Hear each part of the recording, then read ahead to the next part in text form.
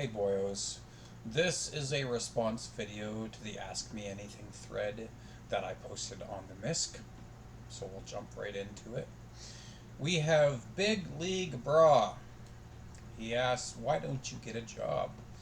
Well, as many of you know, I do have a mental illness, and it is medicated, so it's mostly taken care of. I've answered this question multiple times on the forum, but I will dignify it once again with an answer. Um, I have schizophrenia. During an intense psychotic episode, I will have delusions and kind of go AWOL. So it's largely triggered by stress. It's a response to massive stress. And having a job is additional stress. So it's ideal that I keep stress at a minimum in my life, and having a job is just additional stress. That is why I don't have a job. And moving on, we have Pappy Chulo. And he asks multiple questions. The first is, any luck with getting a scale?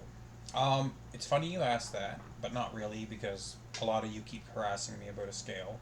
Seems to be the go-to joke lately on the forum for some reason. But my sister actually did buy a digital scale about last week. I haven't used it yet. But no, I have not looked into getting a scale. I haven't made any online purchases in quite a while. I won't be buying anything off Temu until there's the promotion available, the credit back promotion. If any of you are familiar with Temu, you know what the credit back promotion is. So I'm not worried about getting a scale right now, and nobody else should be worried about me getting a scale right now. I largely go by the mirror, and obviously, if numbers add up with my diet, then I know I've lost weight. Eventually, I will get a scale or just weigh myself at my blood work appointments. But I'm not too worried about getting a scale. Number two, any plans to quit smoking? If I ever get close to my goal body weight, like if I get down somewhere in the region of 160, 170, I will then at that time look into quitting smoking. Not because of the cost, not because of the health reasons, but purely for superficial reasons. Because my appearance looks notably better when I don't smoke. So, that's my plans for quitting smoking. And Pappy Chulo also asks, what's going on with the shower thing? Still a few times a week. Any plans to go daily? At different points in my life, I have showered daily, and there was absolutely no benefit to it. And it was usually times I didn't have a job, so what was the point of showering every day? I typically shower when I feel I should, and that works out to be quite a large margin of different time frames. Sometimes I go a couple weeks, sometimes I go a couple times a week. So I have no one to impress. The only people I talk to regularly is my adult nephew, who is 18, and my mother, who is a senior citizen. So I have nobody to really impress. When's the last time you washed your bed sheets? Well, boyo, I do not use a pillowcase or bed sheets, right? So the mattress is relatively new that I sleep on the floor, and eventually there will be an imprint of my body on it, probably black, just because of sweat buildup, right? So I do not wash bed sheets because I do not use them. And moving on, Average Kenneth asks, which current Misker would win in a dick sucking contest and why? Um, I don't want to say Mario, because Mario is probably not good at doing anything except for being a pain in the ass. Um, Winning a dick sucking contest, fuck, I don't know. Probably Michelle Lynn, I would think. She has a kid, so she's done stuff like that before, I'm sure. Um, Maybe Kim, because Kim is really old, so she's probably been with like 30 men. Um, Aside from those two, I don't know a lot of female Miskers. They're not well known or popular, so I don't know. Either Kim or Michelle Lynn. Not Mario, even though he is probably the biggest gay on the misc, because I don't believe he's good at anything. He doesn't have a partner right now. He doesn't have a male partnership, so he's probably not good at sucking dick, even though he wants to be. And moving on.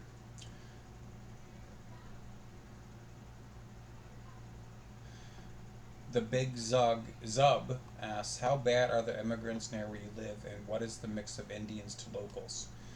Um, the Indian problem is very real. There are a lot of Indians. A lot of Indians. If I go out shopping at a grocery store, I see virtually no Indians. They must be just going to special grocery stores that are just for Indians, I would think, because there are a few of those stores around and I've never been in them because I'm not an Indian, so I'm not going to buy Indian food. And from what I understand, Indian food, there's nothing special about it. I'd rather get Chinese or something like that. But the mix of Indians to locals, there's a lot of Indians. I don't know what the percentage numbers would be, but there are literally businesses in town that only have Indians working there and owned by Indians, right? And it's kind of surprising because I don't know why any Indian would want to move from India to Nova Scotia just to work a minimum wage job. Having a drink of my energy drink. Moving on. Do you think 9/11 was an inside job? I'll be real with you. The 9/11 incident, like, didn't shake me at all. Nobody here really cared about it. Um, that happened when I was in high school. People were talking about it, other students, but I largely didn't care. It was just like, meh, whatever. I don't recall if I got to miss school or not, but do you think it was an inside job? I have no fucking clue. I don't follow stuff like that, and I don't really have thoughts on stuff like that. Um, was Bush in on it? Fuck knows. I really don't know. I really don't have an opinion on the matter, which is surprising for me because I'm very opinionated.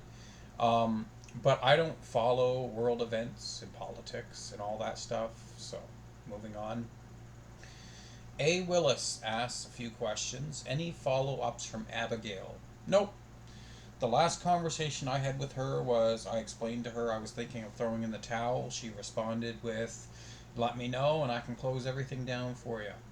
And that was the last conversation we had. Obviously, everything is not closed down because I did not get back to her about it because I could change my mind in the future, give it another good attempt, and I'm signed up for the training for a year. So why throw in the towel, have everything closed down, and then in 3 months decide, yeah, I want to try this again, right? Because then I'd have to pay for the course again. And A. Willis also asks, how is the daily walking going? I haven't walked in 5 days. I've went before going that long and then started up again. Um, when it starts to feel like a pain in the ass, like a chore, I stop doing it for a while. I have been still eyeing my diet and trying to break even or go below. Most days I break even. So the weight loss I've had, which is probably just a few pounds, is very real, and I don't intend on being in a surplus at all. I think there was a couple days I might have been in a slight surplus, but other than that, I've been under or breaking even every day. And predictions for the final weight by the end of the year, 180 days away. Um, I will not be 180 by end of year. I just won't be. The weight loss is very slow. I struggle with it because I'm not fully committed to it. Um, but like I said before, the ideal fail case is not gaining anymore. So once my living situation changes and I'm in my own apartment, then I really want to buckle down and be really serious with the weight loss. Twitch stream link. I can post that publicly after this video. And did you ask your sister to stop sabotaging your fat loss efforts by cooking delicious foods? I have not. She has a family to feed. She has 3 underage children. She makes very good food. Not like my parents when I was a kid. When I was a kid, it was always meat and potatoes or pasta. So it was almost always one of those two meals, either Kraft dinner or macaroni and tomato soup. And moving on, LA Hipster 1 has quite a few questions here. He always does. Have you ever been deeply and madly in love with someone? Well, the thing is about that is it's all in your head. It's something that exists within your mind, right? It's a product of your mind and your hormones. It drives me crazy. People talk about being in love like it's something that comes from the heart, and it is not. It's a hormone driven thing, it's a mind driven thing. Um, it's literally just a hormonal and mental response to someone you deem as an ideal partner or someone to have sex with. That's all it is. But technically, yes, I have been, and I don't put a lot of emphasis on that because, like I said, it's largely hormonal and mental. It's something that exists within your mind. It's not important. Have I acted on it? Of course. Has things come of it? Yeah. And fell apart. It always does, usually, for people. I'm just finishing my energy drink now. Give me a moment.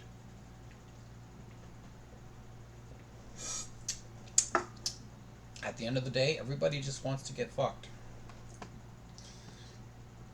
I'm only asking this because I saw you mentioned it before. When you lost your weight, you will probably gain half an inch on your dick. If you reach your twink goals and get into housing, would you consider starting an OnlyFans? You would have a 100% gay audience at first, and the money will be decent, and I actually think you could pivot into collabs with women living close by. This would be a dream for many men.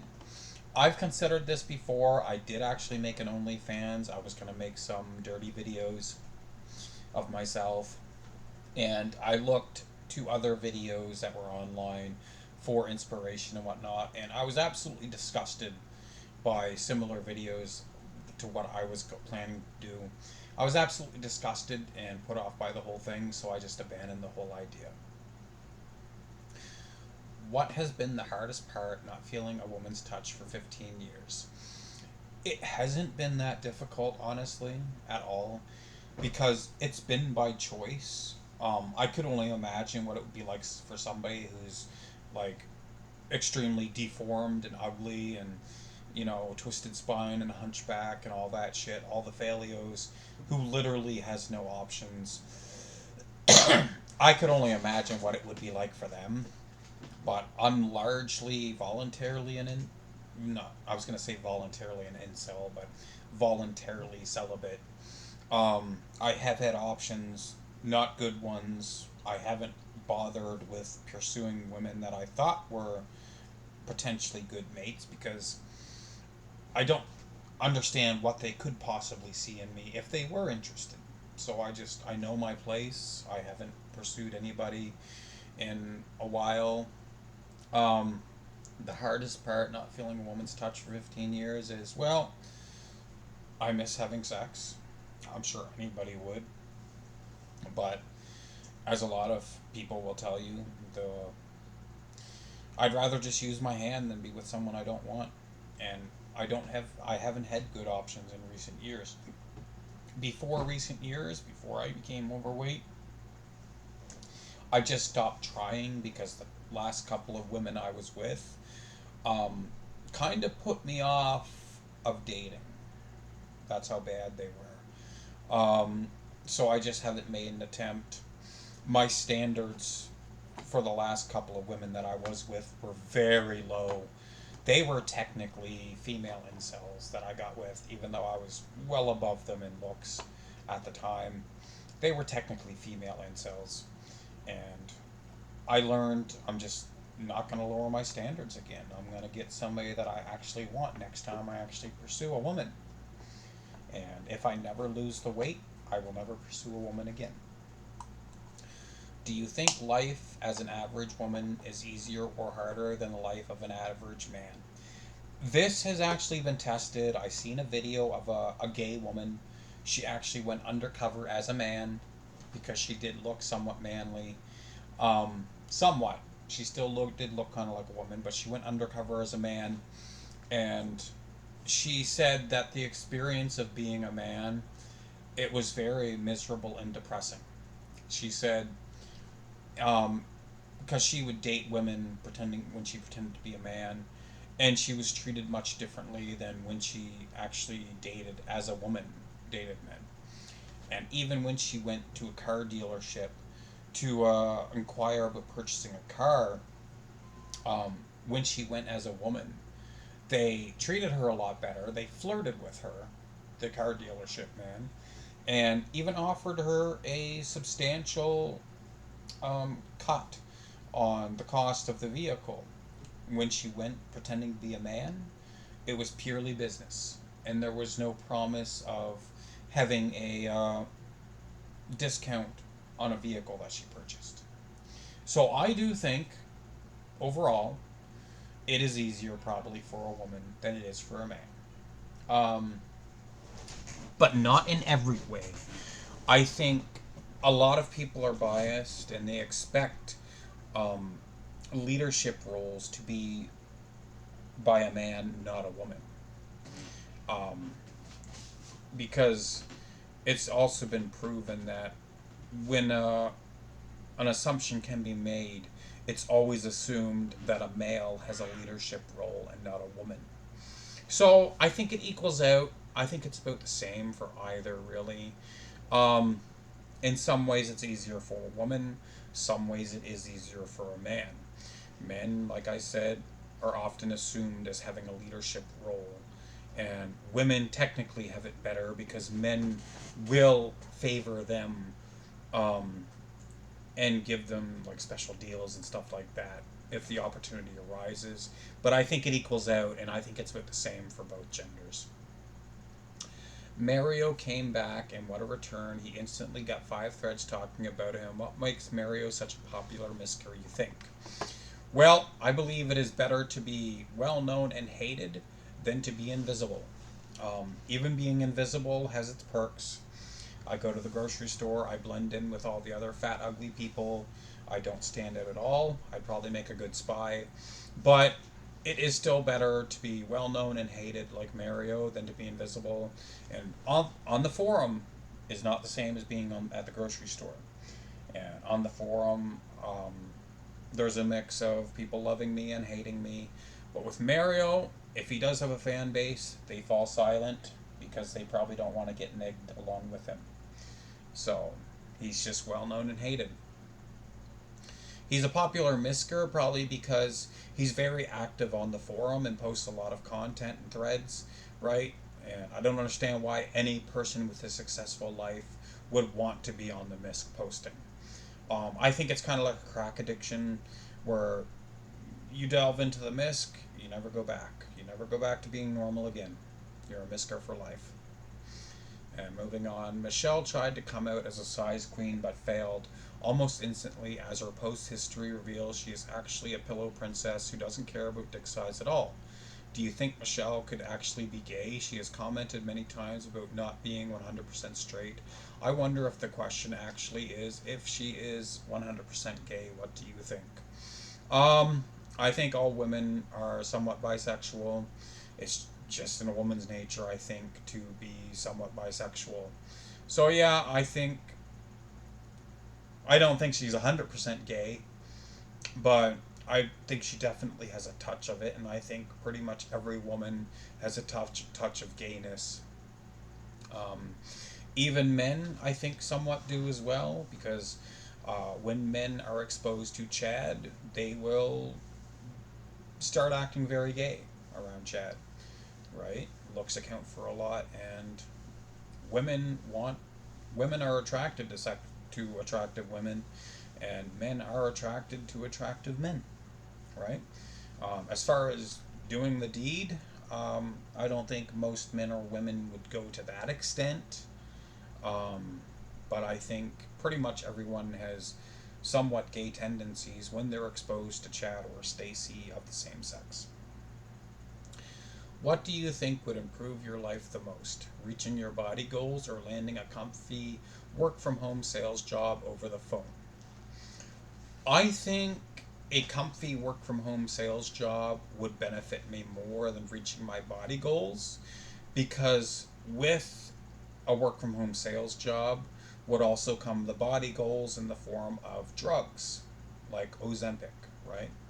So it potentially would benefit me more and improve my life more having a work from home sales job, but that's probably not going to happen.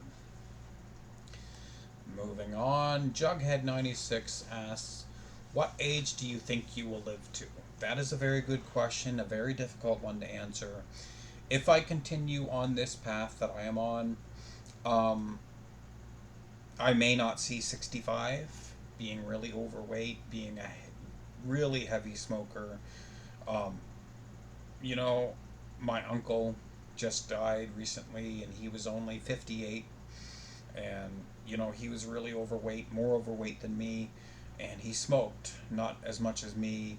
He ate a lot of garbage food, he did a lot of drugs, he did not exercise. So all things considered, he lived a very bad lifestyle, and that's why he died at 58. But at the rate I'm going, I might see 65 if I cleaned up my act, lost a lot of weight, quit smoking. I think I could live to be a relatively normal age, like 75, maybe even 80 years old. I feel pretty good, all things considered, for being really overweight, for smoking a lot. I feel pretty good. Um, and 2 hours of exercise every day really contributes to how I feel about myself and how well I feel. So, moving on, what is it about Nova Scotians that make them such slow paced people with not much ambitions? I don't know. Um, Nova Scotia is definitely one of the top three poorest provinces in Canada, and I think that contributes to it. Um, it's just because it's such a poor province. There's not a lot of opportunities to make a lot of money here. Most people are bottom dwellers. But what is it that makes them such slow paced people with not much ambitions? I don't know. Growing up in young adulthood, the people I associated with were losers and drug addicts and alcoholics and people that weren't intending to make much of a future for themselves. So I don't know. If you had dual citizenship, would you rather be in America or Canada, and where specifically? Um, I would probably want to be in America, to be perfectly honest with you. And the reason for that is it seems to be that there is more potential to make money in the US than in Canada, right? That is if I didn't have the difficulties with my mental health. Um, but as for retiring somewhere that's peaceful, Canada probably. If money was no option and I was retired, I'd probably want to retire somewhere like Toronto, in like a condo or something for $1 million. Um, but Nova Scotia still isn't bad for like retirement because it has a lot of nice scenery. It's really relaxed, slow paced, like you were saying. Um, but as far as work wise, I'd want to be in America. So moving on, we have a good question here by Marmalade. He asks, have you ever tasted your own jizz? I have. I'm not going to go into any more detail, but I have.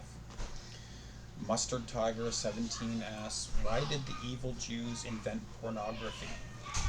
Um, People are sick by nature, right? People are sick by nature, and people want pornography. They want to see naked people. So that's all I have to say about that. Moving on, LA Hipster 1 again asks, Donnie Too Yucky recently messed up big time. He got so hungry he ate and ate and ate. We are talking probably 5,000 plus calories. Just a complete pig out. Fat and sugar, just everything, undoing days, if not a whole week of fat loss. What advice do you have for him? Can you spot any weakness in his strategy of losing weight? Perhaps he should ditch the cheat meals. Yes, I was thinking about this the other day when I seen this question. Um, I think for the majority of people, if they really want to succeed with weight loss, they have to go all in on it. They have to go all in. It can't be a half-assed attempt. They can't be still eating junk food or garbage food. They have to be all in on it. They have to be all in on weight loss. They have to be fully committed. And the majority of people, but not all, they should completely cut out garbage food. And when he has his cheat days that he calls refeed days, they are not refeed days, they are cheat days. He's eating exclusively junk food plus a bowl of his mother's chicken soup. Um, that's a cheat day. And if he's serious about weight loss, he needs to eliminate all junk food, right? Because it's like a smoker trying to quit smoking. They go a few days without smoking, then they treat themselves to a day of smoking, and they're back at square one. So, this may not be the case with him. It's not the case with everyone. But the majority of people, if they are serious about losing weight, they have to eliminate all junk food, processed food, and fast food. That is my thoughts on it. I'm guilty of the same thing. I want to be like a quote unquote normal person and partake of all the foods that other people, normal people, eat. And obviously, doing that, you're self sabotaging yourself and your goals because those foods are specially formulated to make the customer addicted and want to eat more. So that's what I have to say on that subject. Go on, dog. Moving on, Pat's 2022 SB Win asks, you may have said this, but have you ever tried things like nicotine gum, lozenges, or patches? Not saying to quit entirely, but incorporating it could at least reduce the amount of cigs you smoke. Reducing my cigarettes from the 50 a day I smoke to 20 a day would be quite easy. Wouldn't be difficult at all. Um, Eliminating it entirely would be difficult. Now, you could argue the point of, well, if it would be easy to cut back from 50 to 20, why don't you do it? It's because I sit around, I have nothing to do, and it's like, why not just smoke for fun? So I smoke for fun, but I could easily cut down to 20. I don't want to cut down to 20. If I actually wanted to, I could, right? And I would. Um, but I have tried nicotine gum, I have tried the patch, I have tried Champix. They all work really well, except for the gum. The gum did nothing. Um, and if I ever get close to my goal body weight and decide to quit, I will definitely use non-stop smoking aids to help me quit, and I will be successful. Moving on, Orson Welles asks, you ever contemplate ever going back to hard drugs? Um, I did try hard drugs a couple times. I enjoyed it immensely, and I had a bad experience, so I stopped. But yes, I would consider going back to hard drugs, or at least just trying all the drugs, just for something to experience, right? But as for becoming a full time junkie for the rest of my life, definitely not. I would not want to get that hooked, because I know how it can overtake and destroy a person's life when they delve that too deeply into illegal substances. So, that is it. Thank you for listening, and I'll see you online.